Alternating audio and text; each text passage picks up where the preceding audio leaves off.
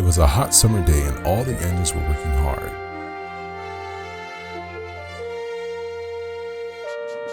Gordon was working hardest of them all.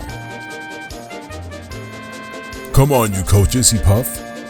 We're coming along, we're coming along, the coaches wailed. Gordon started to feel a bit weak. "I don't feel my usual self." "You're probably tired," said his driver. "Once you get to the station, you can get a rest."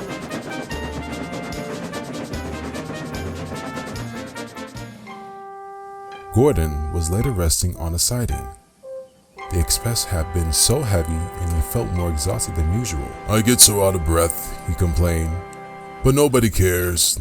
They'll just say, I'll be alright after a rest." "Get to Topham Hatt to get you some tanks and a bunker," Thomas cheekily suggested. "You'll feel the new engine. We tank engines never get out of breath, you know." Gordon didn't have the energy to reply.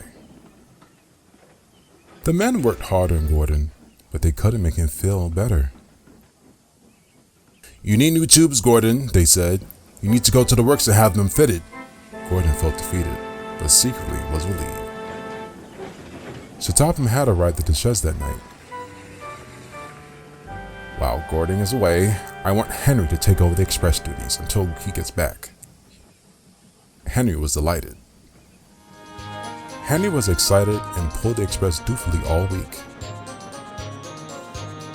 "It's a nice change," he said to himself.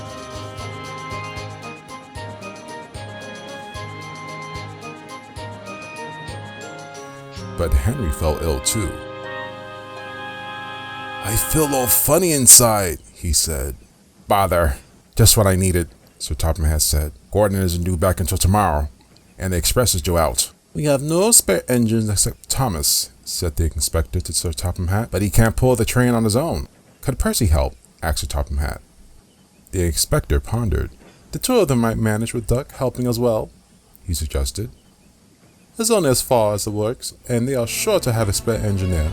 So, the 3 tank engines were coupled together.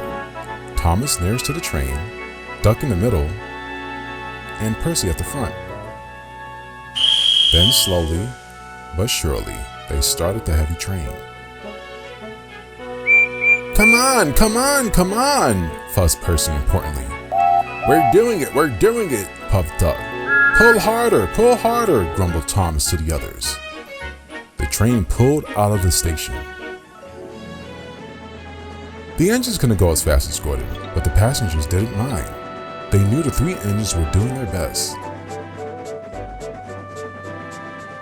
Soon, the 3 began to feel tired.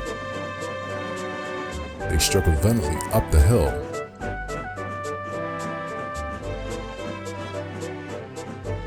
But the string was beginning to tell. Eventually, the hill proved too much for Percy, and his driver blew his whistle and stopped the train. "We can't take you off, Percy," Thomas's driver said. "Do the best you can to take your brakes off. It's not far now." This made things harder for the other engines. We're nearly there, puffed Thomas and Duck together as they summoned one last brave effort. They were just passing the works when Duck found out he could go no further.